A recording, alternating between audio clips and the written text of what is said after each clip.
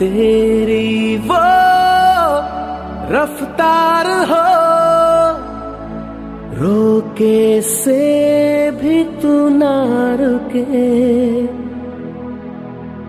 हासिल कर ऐसा शिखर पर। Good morning friends, myself Sachin Ratnabarki and we are watching basic concept of geometry. Okay, see here lecture number 4, practice set 1.1 and question number 5. Question number 5 is point x, y, z are collinear. Point x, y, z are collinear such that distance x, y equal to 17, distance y, z equal to 8 and we have to find the distance x, z. Okay, बघा हा question solve कसा करायचा आहे तो आपल्याला बघायचा आहे. बघा point x, y, z are collinear आहेत, ठीक आहे. सच दॅट दिलं आपल्याला x, y दिलेला आहे 17, y, z दिलेला आहे 8 आणि डिस्टन्स x, z फाइंड करायचा आहे. बघा इथे x, y, z कोलिनियर दिलेले आहे बट एक्झॅक्टली दिलेलं आहे की x, y आणि z, पण x, y, z हे एक्झॅक्ट दिलेलं नाही आहे बघा, किंवा कोणत्या फॉर्म मध्ये किंवा बिटवीन कोणता पॉइंट आहे हे आपल्याला दिलेलं आहे एक्झॅक्टली, ठीक आहे. फक्त दिलेलं आपल्याला x, y, z काय आहे कोलिनियर, ठीक आहे. अशा कंडिशन मध्ये in this condition there are three possibilities in this condition situation. बघा आता गिवन घेऊन घेऊ आपण, काय गिवन मध्ये काय आहे पण डिस्टन्स x, y दिलेला आपल्याला 17, डिस्टन्स y, z दिलेली आहे x, y, ठीक आहे. y, z दिलेला आहे 8, ठीक आहे. फाइंड काय करायचं आपल्याला, टू फाइंड मध्ये आहे distance x, z. Okay, equal to question mark. आता पहा सोल्युशन मध्ये बघ there are 3 possibilities. First possibility घेऊ आपण, let x, y, z are collinear, ठीक है. x, y, z first possibility first possibility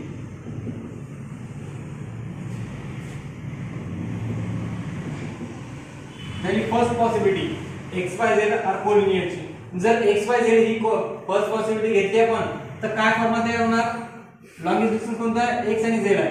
distance x, z equals to काय ना distance x, y plus y, z.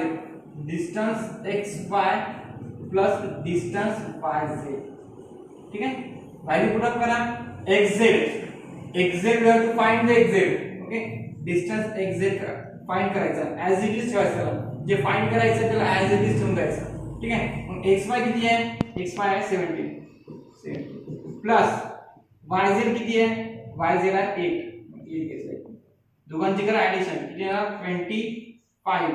Distance x, z equal to 25 झालं first case मध्ये possibility first. The second possibility घ्यायची आपल्याला, पहा second possibility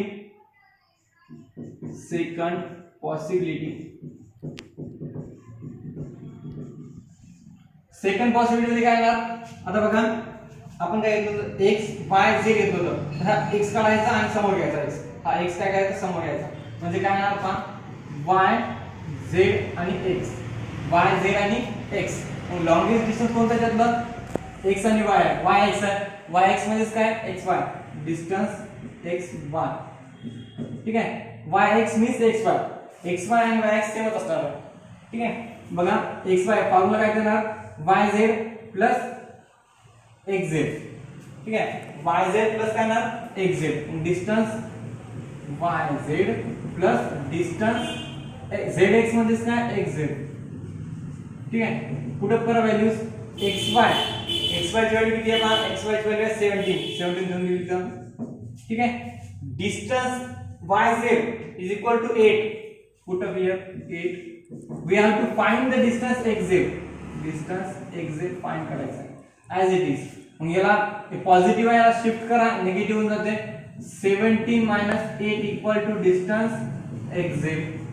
That means distance x z equals to 17 minus 8 किती होणार 9. Distance exit काय होणार 9. झाली सेकंड पॉसिबिलिटी. थर्ड पॉसिबिलिटी काय होणार थर्ड पॉसिबिलिटी फॉल्स असणार आहे तरी पण आपण ट्राय करू पाहणार. थर्ड पॉसिबिलिटी मध्ये काय होणार ते जो y आहे हा इथला काढायचा आहे आणि समोर घ्यायचा म्हणजेच z x आणि y घ्यायचा. हा y जो आहे समोर घ्यायचा. ठीक आहे. मग आता पॉसिबिलिटी थर्ड. ठीक आहे. Third possibility. ठीक आहे. थर्ड पॉसिबिलिटी काय ना x z x y. Longest distance कोणता आहे z y. That is distance y z. z y ला पण y z म्हणू शकतो. ठीक आहे. z y म्हणजे y z इक्वल टू काय ना x z plus x y. Distance x z plus distance x y. आता बघा x z जे आहे ते किती आहे x z आहे x z sorry y z किती आहे y z आहे 8. ठीक आहे 8 इक्वल्स टू इकडे डिस्टन्स x z काढायचं आपल्याला प्लस x y किती आहे डिस्टन्स x y आहे 17. बघा जर आपण हे सॉल्व केलं तर डिस्टन्स x z 8 मायनस 17 पहा हा पॉझिटिव्ह आहे. शिफ्ट केलं इकडे तर निगेटिव्ह येणार म्हणजे आन्सर येणार -9. Distance x z equal to काय येणार -9. But distance is never always positive.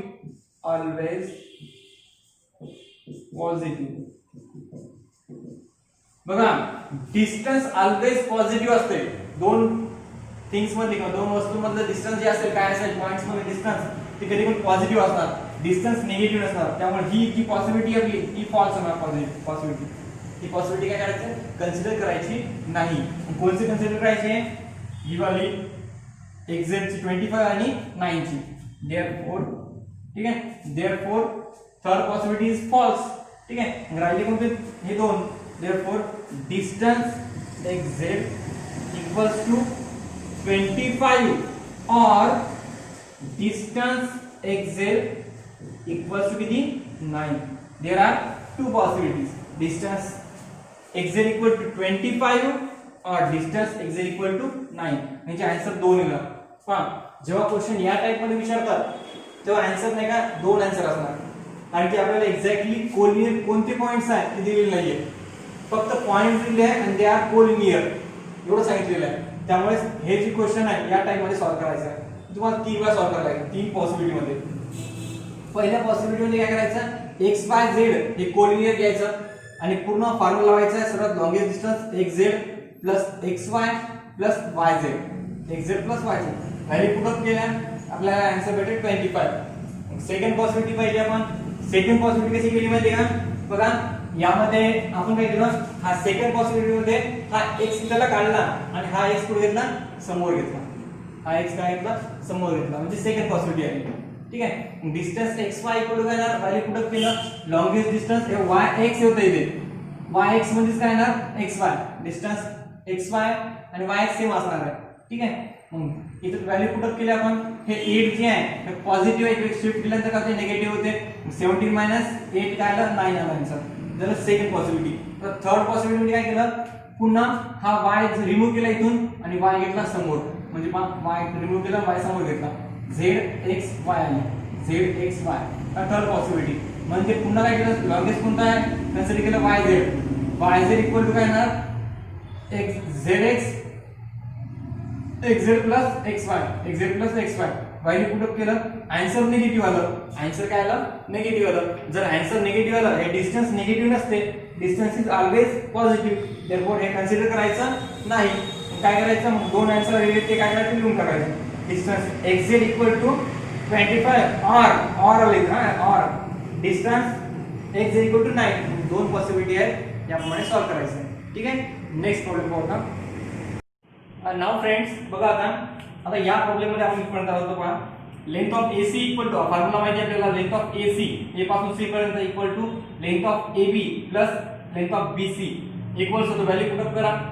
Length of AC 11 आहे AB आपल्याला फाइंड करायचा आहे we have to find A B, ठीक है, keep as it is A B plus BC. What is BC? 6.5. 6.5. त्याला transfer केलं 6.5 ला, आपल्याला फाइंड करायचं आहे लेंथ ऑफ AB, त्याला सेपरेट करायचं. Length of AB equals to, हे ट्रान्सफर करायचे 6.5 काय होते, ट्रान्सफर करायचं. ट्रान्सफर करताना काय होते, साइन चेंज होते, पॉझिटिव्ह आहे तर निगेटिव्ह होणार, म्हणजे 11 - 6.5. आता हे सॉल्व करू बा. आता 11.0 घ्यायचा, 11.0 घ्यायचा तरी पण, कारण की हा डेसिमल नंबर आहे, हा होल नंबर आहे. बघा आता 6.5 सबट्रॅक्शन करा, इथे 0 कॅरी घ्यायचा, 10 - 5 5 पॉइंटला पॉइंट रिटर्न कॅरी. ओके, किती झाले ते, आता इथे झाले 7 - 11 4, that is 4.5. 4.5 length of AB equal to 4.5. ठीक आहे, इझी प्रॉब्लेम आहे या टाइपचा. ठीक आहे, आता यामध्ये थोडंसं टफ प्रॉब्लेम बघू आपण. लक्ष द्या. बघा क्वेश्चन नंबर याच्यातला जो थर्ड आहे, सेकंड जे आहे ते सिमिलर आहे problem, you can try that. ठीक आहे, बघा थर्ड नंबर थोडं टफ आहे प्रॉब्लेम. पहा यामध्ये काय दिलं आहे का, 3√7 दिले. पहा XYZ आर कोलिनियर, हे तर डेफिनेटली दिलं आपल्याला की XYZ आहे काय, कोलिनियर आहे. ठीक आहे, यामध्ये पहा मग XZ दिलं आहे 3, XYZ दिलं आहे सोल्युशन. ते पहा सोल्युशन क्लिअरली काय दिलं आपल्याला, X Y and Z. XYZ आहे कोलिनियर असणार, म्हणजे Y is between X and Z, हे क्लिअरली आहे. ठीक आहे, बघा आपल्याला दिले तर XZ हे X पासून Z पर्यंत काय दिलंय, 3√7 दिलंय. ठीक आहे, आणि हे XY दिलं आपल्याला किती दिलंय, √7. आता बघा, आता ड्रॉ करताना तुम्हाला प्रॉपरली स्केच करायचं. मला लक्षात स्केच करायचं, स्केच द प्रॉपर फिगर म्हणते. ठीक आहे, स्केच द प्रॉपर फिगर. तुम्ही जर याच्या स्केलवर बघितलं तर आपल्याला स्केलवर असं दिसत नाही की √3√7 असं दिसत नाही आपल्याला. त्यामुळे काय करायला लागतं माहिती आहे का आपल्याला, त्यामुळे त्याला कन्वर्ट करायचं आपल्याला. ठीक आहे, बघा त्यामध्ये कन्वर्ट करायचं आपल्याला, तर कसं कन्वर्ट करता येईल पहा. लक्षात √7 ची व्हॅल्यू तुम्हाला माहिती आहे, मागच्या वेळेस तुम्ही शिकले 8व्या वर्गामध्ये कसं करायचं आहे नॉन परफेक्ट स्क्वेअरचं. ठीक आहे, √7 ची व्हॅल्यू काय असते माहिती आहे का, तुम्ही जर अप्रॉक्सिमेटली पाहिजे आपण ते इथे 2.64. ठीक आहे, हे अप्रॉक्सिमेटली व्हॅल्यू आहे. ठीक आहे, अप्रॉक्सिमेटली मध्ये जवळपास, हे अप्रॉक्सिमेटली साइन आहे. ठीक आहे, तर बघा आता यानुसार आपल्याला काढता येईल. पहिले स्केच करण्यासाठी मला लक्षात, मग आता 7 ची रूट व्हॅल्यू हे आली तर 3√7 ची व्हॅल्यू किती असणार, 3 into 2.64. ठीक आहे, 3 into 2.64 ही इंटू आहे, त्यामध्ये पहा लक्षात. आता यामध्ये आन्सर काढले आपण समजा, तर याचा आन्सर काय येणार, 3 याला मल्टिपल करून घ्या आपण. 3 4 जा 12 कॅरी 1, 3 6 जा 18 प्लस 1 9. ठीक आहे, 19 कॅरी 1 आणि 3 2 जा 6 प्लस 1 7, म्हणजे आन्सर आला अप्रॉक्सिमेटली 7.9. ठीक आहे, 7.9. आता 7.9 आपल्या स्केलवर आपण घेऊ शकतो सहज. ठीक आहे, तर 7.9 घ्यायचं, 7.9 घ्यायचं आपल्या स्केलवर आपण 7.9 घेऊ आपण, घेऊ शकतो.